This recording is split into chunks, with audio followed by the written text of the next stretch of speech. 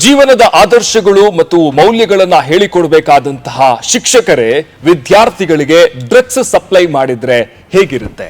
ಇಂತಹದೊಂದು ಆಘಾತಕಾರಿ ಘಟನೆ ಕೇರಳದ ವಡಕರದಲ್ಲಿ ನಡೆದಿದೆ. ಈಗಾಗಲೇ ಈ ಇಬ್ಬರು ಶಿಕ್ಷಕಿಯರನ್ನ ಶಾಲೆಯಿಂದ ವಜಾಗೊಳಿಸಲಾಗಿದೆ ಮತ್ತು ಅವರನ್ನ ಬಂಧಿಸಲಾಗಿದೆ. ಕೇರಳದ ವಡಕರದ ಪೆರಂಬ್ರಾ BRC ಯಲ್ಲಿ ಶಿಕ್ಷಕಿಯರಾಗಿದ್ದಂತಹ ಕೀರ್ತನ ಮತ್ತು ಕಾವ್ಯ ಬಂಧಿತ ಆರೋಪಿಗಳು. ವಿದ್ಯಾರ್ಥಿಗಳೇ ಇವರ ಟಾರ್ಗೆಟ್ ಆಗಿದ್ರು. ವಿದ್ಯಾರ್ಥಿಗಳನ್ನ ಕೇಂದ್ರೀಕರಿಸಿ ಇವರು ಈ ವ್ಯವಹಾರವನ್ನ ಡ್ರಗ್ಸ್ ಸಪ್ಲೈಯನ್ನ ಮಾಡ್ತಾ ಇದ್ರು. ಪ್ರಮುಖವಾಗಿ ಈ ವಡಕರ ಆಗಿರ್ಬೋದು, ಅದರ ಜೊತೆಗೆ ಕುಟ್ಯಾಡಿ, ನಡಾಪುರಂ ಭಾಗದ ನೂರಾರು ಯುವಕರು, ಶಾಲಾ ಕಾಲೇಜು ವಿದ್ಯಾರ್ಥಿಗಳೇ ಇವರ ಗ್ರಾಹಕರಾಗಿದ್ರು.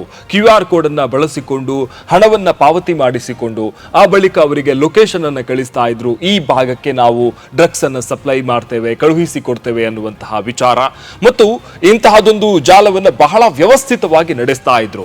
ಆದ್ರೆ ಕೇರಳದಲ್ಲಿ ಇತ್ತೀಚೆಗೆ ತೂಫಾನ್ ಕಾರ್ಯಾಚರಣೆ ನಡೆದಿತ್ತು. ಅಂದ್ರೆ ಈ ಡ್ರಗ್ಸ್, ಗಾಂಜಾ, ಮಾದಕ ವಸ್ತುಗಳ ವಿರುದ್ಧವಾಗಿ ಸರ್ಕಾರ ಒಂದು ದೊಡ್ಡ ಮಟ್ಟದ ಕಾರ್ಯಾಚರಣೆಯನ್ನ ಪೊಲೀಸ್ ಇಲಾಖೆ ಮಾಡಿತ್ತು.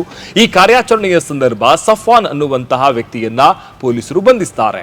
ಆತನ ಬಾಯಿ ಬಿಡಿಸಿದಾಗ ಆತ ಈ ಶಿಕ್ಷಕಿಯರ ಮಾಹಿತಿಯನ್ನ ಕೊಟ್ಟಿದ್ದಾನೆ. ಕಾವ್ಯ ಮತ್ತು ಕೀರ್ತನ ಅನ್ನುವಂತಹ ಶಿಕ್ಷಕಿಯರು ಇದರಲ್ಲಿ ಇದ್ದಾರೆ ಅನ್ನುವಂಥದ್ದನ್ನು ಪೊಲೀಸರು ಅವರನ್ನು ಕೂಡ ಬಂಧಿಸಿದ್ದಾರೆ ಮತ್ತು ವಿಚಾರಣೆಯನ್ನು ಕೂಡ ಕೈಗೊಂಡಿದ್ದಾರೆ. ಇದು ಕೇರಳದ ಶಾಲೆಯಲ್ಲಿ ಆಗ್ತಾ ಇದ್ದಂತಹ ಘಟನೆ. ಪ್ರಮುಖವಾಗಿ ಗಮನಿಸಬೇಕಾಗತ್ತೆ, ಜೀವನದ ಮೌಲ್ಯಗಳನ್ನ, ನಮ್ಮ ಜೀವನವನ್ನ ರೂಪಿಸಬೇಕಾದಂತಹ, ನಾವು ಸಮಾಜದಲ್ಲಿ ಮಾದರಿಯಾಗಿ ಬದುಕಬೇಕಾದ್ರೆ ಶಿಕ್ಷಣದ ಒಂದು ವಿಚಾರಗಳನ್ನ ಹೇಳಿಕೊಡ್ತಾ ಇದ್ದಂತಹ ಶಿಕ್ಷಕಿಯರೇ, ನಮ್ಮನ್ನ ಸರಿ ದಾರಿಯಲ್ಲಿ ಕೊಂಡು ಹೋಗಬೇಕಾದಂತಹ ಶಿಕ್ಷಕಿಯರೇ ಈ ರೀತಿಯಾದಂತಹ ಒಂದು ಡ್ರಗ್ಸ್ ದಂಧೆಯಲ್ಲಿ ತೊಡಗಿಸಿಕೊಂಡಿರುವಂಥದ್ದು ನಿಜಕ್ಕೂ ಕೂಡ ಇದೊಂದು ಬಹಳ ಆಘಾತಕಾರಿ ಮತ್ತು ಬೇಸರದ ಸಂಗತಿ.